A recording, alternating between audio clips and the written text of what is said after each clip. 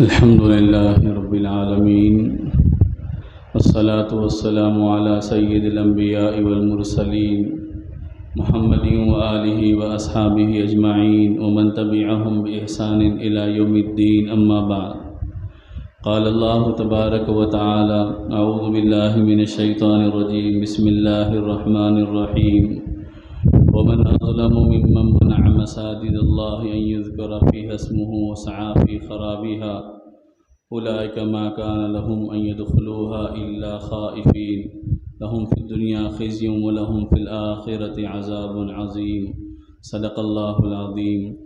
اللهم صل على سيدنا محمد وعلى آل سيدنا محمد وبارك وسلم اللهم صل على سيدنا محمد وعلى آل سيدنا محمد وبارك وسلم اللهم صل على سيدنا محمد وعلى آل سيدنا محمد وبارك وسلم عزیزان محترم، معزز بزرگوں، قابل احترام بھائیوں، گزشتہ اس کا ذکر کیا گیا تھا کہ انشاءاللہ آج کے اس جمعہ میں مسجد سے متعلق کچھ ضروری باتیں ذکر کی جائیں گی۔ مسجد سے متعلق دو باتیں بڑی اہم ترین ہیں، کوشش کی جائے گی کہ اس مختصر وقت میں ان دو باتوں کو ذکر کر دیا جائے، یا پھر اگر کچھ رہ جائے گی تو انشاءاللہ آئندہ اس کو بیان کیا جائے گا۔ ایک ہے مسجد سے متعلق فضیلت، عظمت، اہمیت، مسجد سے کیا حقوق ہمارے وابستہ ہیں، مسجد کا کیسا کام کرنا چاہیے، اور دوسری چیز یہ ہے کہ مسجد سے متعلق کیا کام ہے جس کو ہم انجام دے سکتے ہیں، کیونکہ عام طور پر ہمارا ذہن اور ہمارا خیال یہ رہتا ہے کہ صرف مسجد نماز پڑھنے کی جگہ ہے، جبکہ دین کے بہت سارے کام اور دین کی بہت ساری ذمہ داریاں وہ ہے جو نبی کریم صلی اللہ علیہ وسلم نے اپنے عہد میں، اس کے بعد صحابہ نے اپنے دور میں مسجدوں سے کر بتایا کہ کیسے مسجد کے ذریعے معاشرے کو بدلنے میں کردار ادا کیا جا سکتا ہے، کیسے مسجد کے تحت اصلاح کا، فلاح کا کام کیا جا سکتا ہے۔ تو یہ دو پہلو خاص کر اہمیت کے حامل ہے، چونکہ ہم لوگوں کا مزاج یہ ہے کہ وقفے سے ہم لوگوں کو یہ بات بتانی پڑتی ہے کہ مسجد کی اہمیت کیا ہے، مسجد کی عظمت کیا ہے، مسجد کا خیال کیسے رکھنا چاہیے۔ یہ بات اگر ہمارے ذہنوں میں نہیں رہے گی تو مسجد کا جو احترام کرنا چاہیے، یا مسجد سے متعلق ایک مسلمان کے اوپر جو ذمہ داریاں عائد ہوتی ہے، ان ذمہ داریوں کا احساس ہمارے دلوں سے آج کل ختم ہوتے جا رہا ہے۔ اس واسطے یہ بھی ایک ضرورت ہے کہ موقع بموقع ہمارے کانوں میں یہ بات ڈالی جائے کہ ہم جس گھر میں، جس جگہ پر نماز پڑھتے ہیں، جس کو اللہ کا گھر کہا جاتا ہے، اس کی عظمت کیا ہے، اس کا مقام و مرتبہ کیا ہے، ایک مسلمان کا مسجد کے بارے میں کیا خیال، کیا احساس ہونا چاہیے۔ قرآن کریم آپ پڑھیں گے تو قرآن کریم میں بھی بتایا گیا کہ مسجد کا کیسا خیال رکھنا چاہیے اور مسجد کا کیسا احترام کرنا چاہیے۔ نبی کریم صلی اللہ علیہ وسلم کی احادیث پڑھیں گے تو وہاں پر بھی معلوم ہوگا کہ نبی کریم صلی اللہ علیہ وسلم نے امت کے دلوں میں کیسے مسجد کی عظمت کو بٹھایا اور مسجد کی خدمت کرنے کو، ایک دوسرے پہ سبقت لے جانے کے مزاج کو بنایا، اور مسجد کی حیثیت کیا نبی کریم صلی اللہ علیہ وسلم نے بتلائی۔ تو یہ اس بات کو ہم اس موقع پر سمجھیں گے کہ ہم مسجد کی کیسی عظمت کرنے والے بنیں۔ ایک مسلمان ہونے کے ناطے میرا کیا حق بنتا ہے کہ میں مسجد کا خیال کروں، مسجد کی رعایت کرنے والا بنوں۔ قرآن کریم میں اللہ تبارک و تعالیٰ نے سورۃ الجن 29ویں پارے میں فرمایا وَأَنَّ الْمَسَاجِدَ لِلَّهِ فَلَا تَدْعُوا مَعَ اللَّهِ أَحَدًا، کہ مسجدیں صرف اللہ کے لیے ہے، یہاں تم اللہ کے علاوہ کسی کو مت پکارو، کسی کی اور کی عبادت مت کرو، کسی اور سے مت مانگو۔ مسجدیں اللہ کے لیے ہے، عبادت کرنے کے لیے، بندگی کرنے کے لیے، اپنے تعلق کو اللہ سے جوڑنے کے لیے ہے۔ تو مسجدوں کے ذریعے انسان اپنے تعلق کو اللہ سے جوڑتا ہے، اپنے رشتے کو اللہ تبارک و تعالیٰ سے مضبوط کرتا ہے۔ جب مسلمان کو یہ احساس ہوگا کہ اللہ تبارک و تعالیٰ نے ایک نظام بنایا، انبیاء کرام علیہم السلام کے ذریعے دنیا میں مسجدوں کو آباد کیا، انسانوں کے آباد ہونے کے ساتھ ساتھ اللہ نے مسجد کا نظام بنایا اس واسطے کہ کسی بھی بستی میں اور کسی بھی معاشرے اور سماج میں مسلمان ہونے کی پہچان یہ ہے کہ اس بستی میں مسجد نظر آئے، اس بستی میں اللہ کا گھر دکھائی دے۔ وہ اس بات کی علامت ہے کہ اس بستی میں مسلمان رہتے ہیں، اس گاؤں میں مسلمان بستے ہیں۔ دنیا آباد ہوئی، اللہ تبارک و تعالیٰ نے حضرت آدم علیہ السلام کے ذریعے خانہ کعبہ کی تعمیر کروائی۔ طوفان نوح کے بعد اس کی تعمیر متاثر ہو گئی اور اس کی تعمیر نظر نہیں آنے لگی۔ اللہ تبارک و تعالیٰ نے حضرت ابراہیم علیہ السلام کے ذریعے خانہ کعبہ کی تعمیر کروائی۔ حضرت ابراہیم علیہ السلام اور حضرت اسماعیل علیہ السلام دونوں نے مل کر خانہ کعبہ کی تعمیر کی۔ اس کے بعد اللہ تبارک و تعالیٰ نے انہی حضرات کے ذریعے حضرت سلیمان علیہ السلام کے ذریعے آگے مسجد اقصیٰ کی تعمیر کروائی۔ اس کے بعد ہمارے نبی رحمت دو عالم صلی اللہ علیہ وسلم کا معمول تھا کہ آپ خود بھی عملاً مسجد کی آبادی کی فکر کرتے، تعمیر کی فکر کرتے، جب تک مکے کے حالات سازگار نہیں تھے۔ اللہ کے نبی صلی اللہ علیہ وسلم کی زندگی کا اور دور تھا۔ جیسے ہی مدینہ منورہ میں گئے، ہجرت کر کے پہلے قیام اور پہلے پڑاؤ قباء کی بستی میں آپ نے کیا۔ چند دن وہاں پر آپ ٹھہرے، سب سے پہلے مسجد قباء کو آپ نے تعمیر کروایا۔ اس کے بعد مدینہ منورہ گئے تو مدینہ منورہ جانے کے بعد سب سے پہلے آپ نے اپنے گھر کا انتظام نہیں کیا، اپنی بیویوں کے حجروں کا اور ان کے کمروں کا انتظام نہیں کیا، بلکہ سب سے پہلے مسجد نبوی کی تعمیر کے لیے ایک جگہ کو خریدا گیا اور اس جگہ کو مفت میں ہدیے میں بھی نہیں لیا، بلکہ وہ یتیم بچوں کی زمین تھی۔ نبی کریم صلی اللہ علیہ وسلم نے ان بچوں سے باضابطہ معاہدہ کروا کر اس زمین کو پیسوں کے عوض میں خریدا اور مسجد تعمیر کروائی۔ صحابہ بھی تعمیر کرنے میں لگے ہوئے ہیں اور نبی کریم صلی اللہ علیہ وسلم بھی پتھر اٹھا کر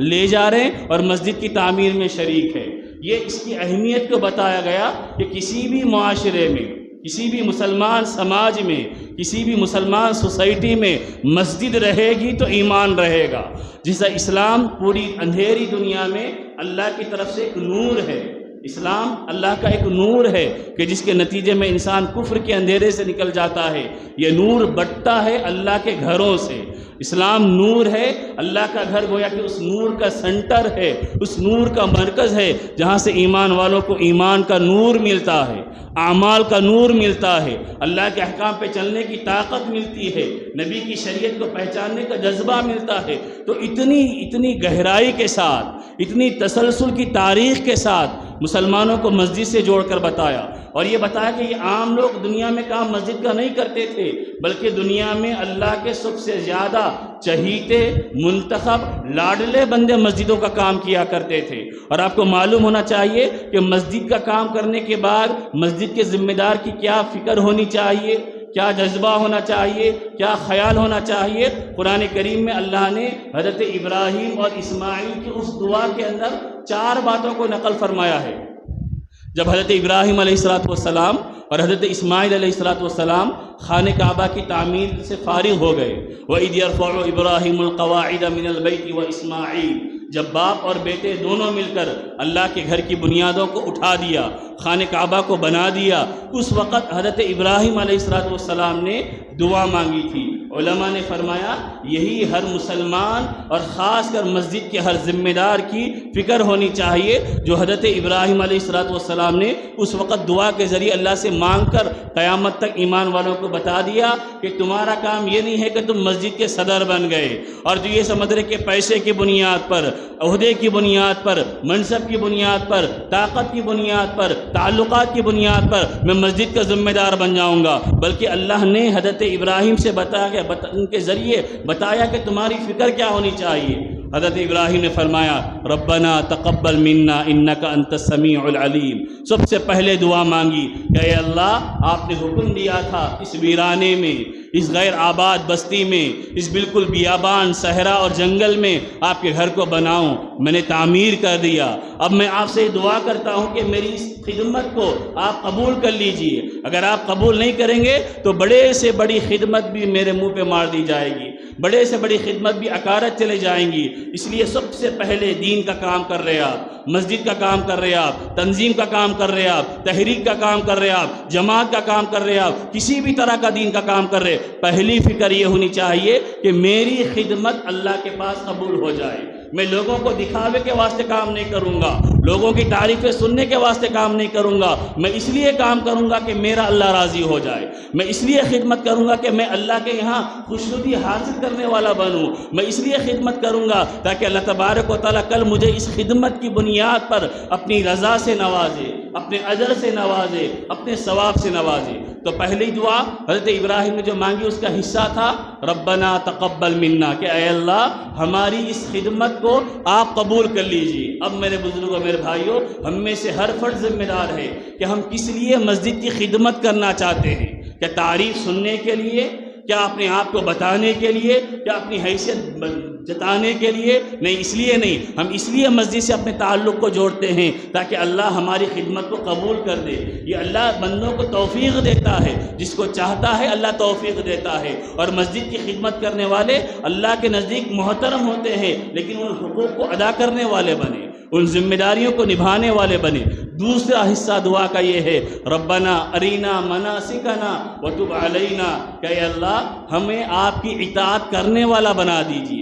فرما برداری کرنے والا بنا دیجئے، امت مسلمت لک، ہمیں ایک ایسی امت، ایک ایسی جماعت بنا دیجئے جو آپ کی فرما بردار ہو۔ یعنی میں نے آپ کے گھر کو اس لیے تعمیر کیا تاکہ یہاں پر لوگ جو آئیں نماز پڑھنے کے لیے، آپ کو یاد کرنے کے لیے، وہ آپ کے دین پہ چلنے والے بن جائیں، آپ کی شریعت پر عمل کرنے والے بن جائے، وہ آپ کے حکموں کے سامنے اپنی گردن کو جھکانے والے بن جائے، پوری تابعدار، پوری فرما بردار، مکمل اطاعت کرنے والی، مکمل فرما برداری کرنے والی جماعت تیار ہونا، یہ اللہ کے گھروں کا مقصد ہے۔ آج ہماری فکر کن چیزوں میں لگی ہوئی ہے؟ ہماری فکر اس میں نہیں ہے کہ اللہ کا گھر اللہ کے بندوں سے آباد ہو جائے۔ کتنے نوجوان ہیں جو اس بات کی فکر کر رہے کہ بھائی میرا دوست نماز نہیں پڑھ رہا، میں نماز پڑھانے والا بن جاؤں۔ آپ کو اس کی فکر ہے کہ ہماری مسجد میں صدر نہیں ہے یا ہمارا وہ عہدہ خالی ہے، لیکن اس کی فکر نہیں ہے کہ میری بستی میں کتنے مسلمان مرد ہیں، نوجوان ہیں اور ادھیڑ عمر کے ہیں، بوڑھے ہیں،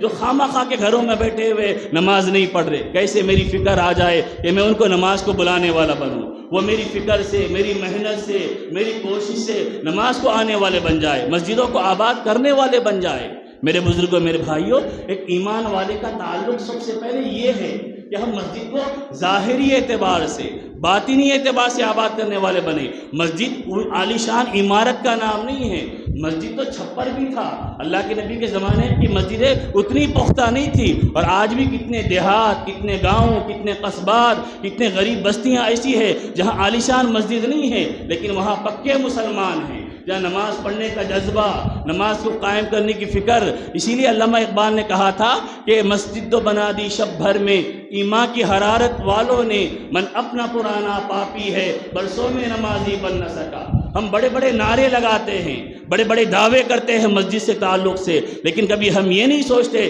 کہ میں کیا نماز پڑھ رہا ہوں یا نہیں پڑھ رہا ہوں، میرے گھر میں بچے نماز پڑھ رہے یا نہیں پڑھ رہے، میری آبادی مسلمان بستی، مسلمان محلہ ہے، میرے ارد گرد، میرے پڑوس میں، میری جان پہچان میں کتنے مسلمان ہیں۔ میں ہوٹل کو جا رہا ہوں تو میرا دوست برابر آ رہا، میں پکنک کو جا رہا ہوں تو میرا دوست برابر آ رہا، میں کھانے پینے میں دعوتوں کو جا رہا ہوں تو پوری گیدرنگ کر کے پورے دوستوں کو لے کر جا رہا ہوں کہ میری ٹیم ہونا، میرا جھتہ ہونا، میری جماعت ہونا۔ ہم بیٹھیں گے تو ایک ٹیبل پر بیٹھ کے کھائیں گے، ہوٹل میں جائیں گے تو ایک ٹیبل پر بیٹھ کے پئیں گے۔ یہ فکر دنیا کی ہے ہماری۔ اسلام یہ کہتا ہے کہ تم یہ فکر دین کی بناؤ، تمہاری فکر یہ ہونی چاہیے کہ تمہاری بستی نمازیوں سے، تمہاری مسجد نمازیوں سے آباد ہو جائے۔ اگر تم یہ محنت کرو گے اللہ کے یہاں قابل قبول ہو جاؤ گے، اللہ تم سے راضی ہو جائے گا، اللہ دنیا میں بھی انعام عطا فرمائے گا اور آخرت میں بھی انعام سے نوازے گا۔ یہ آج ہماری فکریں ختم ہو گئی، جس کو دیکھیے اس کا مزاج یہ بنا ہوا ہے، نماز کو نہیں آئیں گے، مسجدوں کو آباد نہیں کریں گے، لیکن مسجد کے معاملے میں کھڑے ہو جائیں گے۔ کیسے آپ مسجد کے معاملے میں کھڑے ہوتے ہیں؟ کس منہ سے مسجد کے معاملے میں آپ کھڑے ہوں گے؟ آپ کے سینے میں اللہ کا ڈر نہیں ہے، اللہ کا خوف نہیں ہے، اللہ کے گھر کی عظمتوں کا احساس نہیں ہے، اور آپ مسجد کے معاملے میں زبانیں بلند کر رہے ہو۔ میرے بھائیو، اللہ کا گھر ہے، ادب کرنے والے بنے، احترام کرنے والے بنے۔ میرے گھر میں اگر آ کر کوئی چیخے گا، پکارے گا، میں دھکے دے کر باہر نکال لیتا ہوں کہ تو کیا سمجھ رہا، میرا گھر ہے، میرا دیوان خانہ ہے، تجھے حق نہیں بنتا کہ میرے گھر میں آ کر چیخے پکارے۔ اور آج میں اور آپ مسلمانوں کی حالت یہ ہے، مسجدوں میں آوازیں بلند ہو رہی، مسجدوں میں چیخیں نکالی جا رہی، پکارا جا رہا۔ اللہ کے نبی نے فرمایا قیامت کے قریب لوگ مسجدوں میں بیٹھیں گے، بلند بلند آوازوں سے باتیں کریں گے، فلا تجالسوہم، اللہ کے نبی نے صحابہ سے فرمایا تم ان لوگوں کے ساتھ مت بیٹھو، اس واسطے کہ اللہ کو ایسے لوگوں سے کوئی تعلق نہیں ہے جو مسجدوں میں بیٹھ کر چیخ و پکار کرتے ہیں۔ اور ایک حدیث میں اللہ کے نبی نے فرمایا جب بندہ مسجد میں زور زور سے باتیں کرتا ہے، ایک فرشتہ پہلے کہتا ہے یا ولی اللہ اسکت، اے اللہ کے بندے، اے اللہ کے ولی خاموش ہو جا۔ اس کے باوجود بھی بندہ خاموش نہیں بیٹھتا، چیخ و پکار کرتا ہے، تو فرشتہ کہتا ہے اے اللہ کے دشمن خاموش ہو جا۔ اس کے باوجود بھی بندہ خاموش نہیں بیٹھتا، آوازیں کرتا ہے، تو فرشتہ کہتا ہے اللہ کی تیرے اوپر لعنت ہو، تو خاموش نہیں بیٹھتا، فرشتہ چلے جاتا ہے۔ یعنی ہم اللہ کے گھر میں جو رحمتوں کا مرکز ہے، جو برکتوں کے اترنے کی جگہ ہے، انوارات کے اترنے کی جگہ ہے، وہاں پر بھی بیٹھ کر اپنی بدقسمتی سے اللہ کی لعنت کو لے رہے ہیں، اس واسطے کہ اللہ کے گھر میں آوازیں کرنا اللہ کو پسند نہیں ہے۔ تو حضرت ابراہیم نے دعا کیا مانگی؟ ربنا ارینا مناسکنا وتب علینا، کہ اللہ ہمیں اطاعت کرنے والا بنا دیجئے، ہمیں عبادت کا طریقہ سکھا دیجئے، کیسے خانہ کعبہ میں عبادت کی جائے گی، کیسے احکامات کو بجا لایا جائے گا، ہمیں سکھا دیجئے۔ اس کے بعد حضرت ابراہیم نے فرمایا کہ اے اللہ میرے ساتھ میری نسل کو بھی دیندار بنا دیجئے۔ حضرت ابراہیم علیہ السلام نے فرمایا اپنی ذات کی فکر نہیں ہے، اپنے ساتھ اپنے خاندان کی، اپنے کنبے کی، اپنے افراد خانہ کی فکر ہے کہ میں جیسا دیندار بنا ہوا ہوں، جیسا میرے دل میں مسجد کا احترام ہے، مسجد کا پاس و لحاظ ہے، ایسے ہی میرے بچوں کے اندر، میرے خاندان کے افراد کے اندر، میرے ہر فرد میں مسجد کا احترام آ جائے، مسجد کا پاس و لحاظ آ جائے۔ یہ حضرت ابراہیم کی دعا ہے جو سورہ بقرہ کی آیت نمبر 114 میں اللہ نے بیان فرمایا، آیت نمبر 114 نہیں، اس کے بعد کی آیتوں میں اللہ تبارک و تعالیٰ نے بیان فرمایا ہے۔ اب آگے آپ اس سے پہلے کی ایک آیت ہے اسی سورہ بقرہ کے اندر اللہ نے فرمایا وَمَنْ أَظْلَمُ مِمَّنْ مَنَعَ مَسَاجِدَ اللَّهِ أَنْ يُذْكَرَ فِيهَا اسْمُهُ وَسَعَىٰ فِي خَرَابِهَا أُولَٰئِكَ مَا كَانَ لَهُمْ أَنْ يَدْخُلُوهَا إِلَّا خَائِفِينَ لَهُمْ فِي الدُّنْيَا خِزْيٌ وَلَهُمْ فِي الْآخِرَةِ عَذَابٌ عَظِيمٌ۔ یہ آیت نمبر 114 ہے سورہ بقرہ کی پہلے پارے میں، انتہائی درجے چونکا دینے والی، اور ہر مسلمان کو، میرے بھائیوں یہ باتیں کسی خاص لوگوں کے لیے نہیں ہیں، آپ اس کو ذہن میں رکھیں، اللہ کا گھر ہے،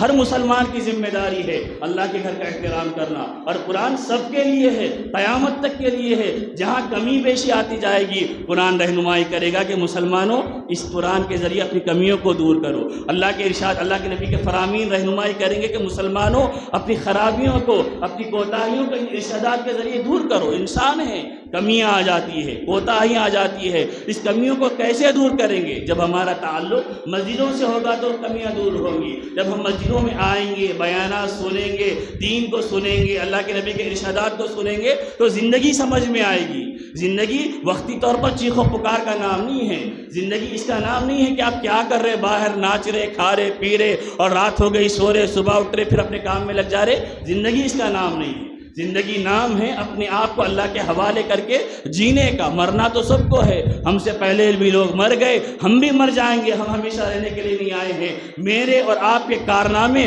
رہتی دنیا تک کے لیے سبق بن کر رہیں گے کہ ہم کیا کردار ادا کر کے گئے، ہم کیسے ماحول میں لوگوں کو کیسے سنبھالے تھے، اور ہم نے لوگوں کو کیا حقوق بتائے تھے، ہمارے اندر کیسی جذبہ، کیسی فکر تھی، کیسا تڑپ تھی، کیسا جذبہ تھا۔ تو وہاں پر آیت نمبر 114 میں انتہائی درجے اللہ نے وعید بیان فرمائی۔ اللہ نے فرمایا وَمَنْ أَظْلَمُ مِمَّنْ مَنَعَ مَسَاجِدَ اللَّهِ أَنْ يُذْكَرَ فِيهَا اسْمُهُ وَسَعَىٰ فِي خَرَابِهَا۔ اس شخص سے بڑھ کر ظالم کون ہوگا جو لوگوں کو روکے کہ اللہ کے گھر میں اللہ کا نام لیا جائے، یعنی اللہ کے نام لینے سے لوگوں کو روکے، وَسَعَىٰ فِي خَرَابِهَا، اور مسجدوں کو ویران کرنے کی کوششیں کرے، اور مَا كَانَ لَهُمْ أَن يَدْخُلُوهَا إِلَّا خَائِفِينَ، اور وہ مسجدوں میں داخل ہوتے ہیں تو بغیر ڈرے کے، سینہ تان کے داخل ہوتے ہیں، جبکہ ان کو چاہیے تھا کہ ڈرتے ہوئے، خوف کھاتے ہوئے، اللہ کے گھر کی عظمتوں کا لحاظ کرتے ہوئے، اپنے اعمال پہ نظر رکھتے ہوئے، ڈر کے سر کو جھکا کے اللہ کے گھر میں داخل ہوتے کہ میں اپنی زبان سے غلط نہ بولوں، میں اللہ کے گھر میں کسی غیر ضروری باتوں کو کرنے والا نہ بنوں۔ یہ اللہ کا گھر ہے، یہاں فرشتے رہتے ہیں، یہاں اللہ کی رحمتوں کو اترنا ہے، رحمتیں اترتی ہے، مجھے رحمتوں کا حصہ بننا ہے۔ تو اللہ نے فرمایا کہ لوگ جاتے ہیں بغیر ڈرے خوف کے، جبکہ لوگوں کو چاہیے تھا کہ اللہ کے گھر میں داخل ہو تو ڈر کے ساتھ داخل ہو، خوف کے ساتھ داخل ہو، معلوم نہیں کہ ہم نماز پڑھنے کے لیے آئے ہیں، کیا کمی ہمارے اندر ہے، ہمارے اعمال میں کیا کمی ہے، ہماری عبادت قبول نہیں کی جائے اور ہمارے منہ پہ مار دی جائے کہ جاؤ تمہاری نماز ہمیں پسند نہیں ہے۔ اگر اللہ ہماری نماز کو پسند نہیں کرے گا تو ہم اللہ کے سامنے کیا منہ دکھانے والے بنیں گے؟ اس لیے نبیوں کا عمل، صحابہ کا عمل یہ تھا، وہ اللہ کے گھر میں جاتے تو انتہائی تواضع کے ساتھ اپنے سر کو جھکا کر جاتے، عاجزی کے ساتھ جاتے، اللہ کے بندوں پہ کپ کپی طاری ہو جاتی، آنکھوں سے آنسو نکلنے لگتے کہ اللہ نے بلایا ہے، حی علی الصلاۃ، آؤ نماز کی طرف، اللہ پکار رہا ہے، اللہ کا منادی اعلان کرنے والا بلا رہا کہ آؤ نماز کی طرف، میری کیا مجال ہے؟ اس لیے اس کا جواب کیا دیا جاتا؟ لا حول ولا قوت الا باللہ، حی علی الصلاۃ، حی علی الفلاح کا جو جواب دیا جاتا ہے لا حول ولا قوت الا باللہ کے ذریعے، علماء نے لکھا ہے کہ اس وجہ سے کہ اللہ نماز کو بلا رہا، مؤذن نماز کو بلا رہا، کامیابی کی طرف بلا رہا، فی نفسی ہی ہمارے اندر یہ قابلیت نہیں ہے کہ ہم کامیابی کو پالے، جب تک اللہ توفیق نہ دے، جب تک اللہ توفیق نہ دے ہمارے قدم بھی آگے نہیں بڑھ سکتے۔ یہی تو بدقسمتی ہے لوگوں کی کہ کتنے لوگ ایسے ہیں معاشرے میں، سماج میں، محلے میں، تندرست ہے، صحت مند ہے، نوجوان ہے، طاقت ہے، قوت ہے، ہوٹلوں میں ٹھہرے ہوئے ہیں، چورستوں پہ ٹھہرے ہوئے ہیں، گلیوں میں کھڑے ہوئے ہیں، نماز کو آنے کی توفیق نہیں مل رہی۔ وہ جائزہ لے کہ اللہ تمہیں ناراض کر کے بھگا دیا ہے اپنے گھروں سے۔ اگر اللہ راضی ہوتا تو تمہیں آنے کی توفیق دیتا، اللہ خوش ہوتا تو موقع دیتا کہ اے میرے بندے آ جا میرے گھر میں، توبہ کر لے، میں تجھے معاف کر لوں گا۔ نہیں آ رہے تو ان کو پہلے سے زیادہ فکر مند ہونے کی ضرورت ہے۔ ایک آدمی بیمار ہے اور بیمار نہیں سمجھ رہا تو موت کے منہ میں جا کر گرے گا۔ ایک آدمی بے نمازی ہے اور اپنے آپ کو بے نمازی نہیں سمجھ رہا تو قبر کے گڑھے میں جا کر گرے گا، جہنم کے عذاب میں جا کر گرے گا۔ تو وہاں پر اللہ نے فرمایا کہ وہ شخص سب سے بڑا ظالم ہے جو اللہ کے گھر کو لوگوں کو آنے سے روکے اور یہ سمجھے کہ یہ میری مسجد ہے، کوئی نہیں آ سکتا، میرا فیصلہ ہے، کوئی نہیں قبول کر سکتا، میں جو چاہوں گا وہ نہیں۔ اللہ کا گھر ہے، ان المساجد للہ فلا تدعوا مع اللہ احدا، یہ اللہ کا گھر ہے، سب کے لیے گھر ہے۔ ہر مسلمان جو نماز پڑھنے والا ہے، ہر مومن جو ایمان کا رشتہ رکھنے والا ہے، یہ سب کا رشتہ مسجد سے کنیکٹ ہے، جڑا ہوا ہے، تعلق ہے۔ کوئی دعویٰ نہیں کر سکتا کہ صرف میرا ہے، میں نے لگایا پیسے، میں نے چندہ دیا، کوئی نہیں۔ اللہ کے نبی نے حدیث میں فرمایا جو اللہ کی رضا کے لیے مسجد بنائے گا، قیامت کے دن اللہ جنت میں اس کو گھر عطا کرے گا۔ مسجد بنانا ایک تو پوری مسجد بنانا ہے۔ اللہ کے نبی نے اتنی آسانی فرمائی کہ اگر ایک چھوٹا پرندہ، کبوتر سے زیادہ چھوٹا قطع نام کا پرندہ ہے، حدیث میں لفظ آیا، اللہ کے نبی نے فرمایا جو قطع پرندے کے برابر گھونسلے کی جگہ بھی مسجد میں فراہم کرے گا، اس کو بھی اللہ جنت میں گھر عطا فرمائے گا۔ یعنی مسجدیں بنتی ہے سب کے اشتراک سے، سب کے تعاون سے، سب کی جد و جہد سے، سب کی کوششوں سے۔ آپ نے مسجد میں چندہ دیا یا آپ نے مسجد کو تعمیر کروایا، کس کے لیے کروایا؟ اللہ کے لیے کروایا یا لوگوں کے لیے کروایا؟ اگر اللہ کے لیے کروایا تو اللہ اجر دے گا، اللہ بہترین محل جنت میں عطا فرمائے گا، اور دنیا والوں کے لیے کروائے گا تو ایک کوڑی آخرت میں اللہ نہیں دے گا، اور دنیا میں بھی ذلیل ہوں گے کہ ہمیں مسجد میں چندہ دیتا ہے، لوگوں کو بولتے پھرتا ہے کہ میں اتنا دیا اتنا دیا۔ اللہ کو ایسے چندوں کو بھی پسند نہیں ہے، ایسے معاوضے بھی اللہ کو پسند نہیں ہے۔ تو مسجدوں کو روکنا، ایک روکنا آپ مسجد کا دروازہ لگا دے وہ روکنا ہے۔ علماء نے لکھا ہے کہ مسجد کے سامنے کھڑے کر باجا بجانا یہ بھی روکنا ہے، مسجد کے سامنے کھڑے ہو کر چیخ و پکار کرنا یہ بھی روکنا ہے۔ آپ تفسیر معارف القرآن اٹھا کر دیکھ لیجئے، حضرت مفتی شفیع صاحب رحمۃ اللہ علیہ نے اس آیت کے تحت ساری باتوں کو نقل فرمایا ہے کہ مسجد کے سامنے چیخ و پکار کرنا اور غیر ضروری کام کرنا یہ بھی اللہ کے گھر سے لوگوں کو روکنا ہے۔ میرے بزرگوں، میرے بھائیوں، ہماری مسجدیں محبت کا مرکز ہے، ہماری مسجدیں امن کا مرکز ہے، ہماری مسجدیں دلوں کو جوڑنے کی جگہ ہے، ہماری مسجدیں انسانیت میں الفت و محبت پیدا کرنے کے مرکز ہے۔ ہم مسجدوں سے لوگوں کو یہ پیغام نہ دیں کہ ہم توڑنے والے ہیں، ہم جھگڑنے والے ہیں، ہم اختلاف کرنے والے ہیں، ہم انتشار کرنے والے ہیں، ہم یہ پیغام نہ دیں۔ اللہ کے نبی صلی اللہ علیہ وسلم نے کتنی باریکی کے ساتھ، کتنے اہتمام کے ساتھ اللہ کے نبی نے فرمایا آخری دور ایسا آئے گا کہ لوگ مسجدوں پہ فخر کریں گے، نمازوں کا اہتمام نہیں کریں گے۔ مساجدہم عامرۃ وہی خراب من الہدی، اللہ کے نبی نے فرمایا مسجدیں عالی شان ہوں گی لیکن وہ ہدایت سے خالی ہوں گی۔ بعض روایتوں میں ہے کہ سب کی سب نماز پڑھ کر نکلے گی لیکن کسی کی نماز قبول نہیں ہوگی، سب ریاکار ہوں گے، سب دکھاوے والے ہوں گے، سب عہدے والے ہوں گے، سب منصب والے ہوں گے، کوئی اللہ کی رضا کے لیے پڑھنے والا نہیں ہوگا، کوئی اللہ کو چاہنے کے لیے آنے والا نہیں ہوگا۔ تو میرے بزرگوں میرے بھائیوں بے شمار روایتیں ہیں، بہت ساری حدیثیں ہیں، اور آگے کل صرف قرآن کی آیتوں سے اگر مسجد کے مقام کو بتایا جائے تو 1 گھنٹہ آرام سے لگے گا۔ سورہ انفال میں 9-10ویں پارے کے اندر اللہ نے باضابطہ مشرکین کا طرز عمل بتایا، وما كان وما لهم الا يعذبهم الله، اللہ ان کو عذاب اس واسطے بھی دے سکتا۔ مشرکین کے بارے میں ذکر کیا، بہت ساری خرابیاں ہیں، لیکن ایک خرابی یہ بھی ہے کہ وہ لوگوں کو نماز سے روکتے ہیں، نماز کے وقت چیخ و پکار سیٹیاں بجاتے ہیں، تالیاں مارتے ہیں۔ مشرکین کے عمل کو بتایا کہ اللہ نے کہ یہ ان کا عمل ہے، اور یہ عمل اللہ کا اتنا بڑا برا عمل ہے کہ اللہ اس بنیاد پر عذاب دے گا۔ اور جو لوگ مسجد کو ویران کریں گے، لوگوں کو آنے سے روکیں گے، اللہ کا نام لینے سے منع کریں گے، اور یہ کہیں گے کہ صرف میری مسجد ہے، میرا چلے گا، کسی اور کا نہیں چلے گا،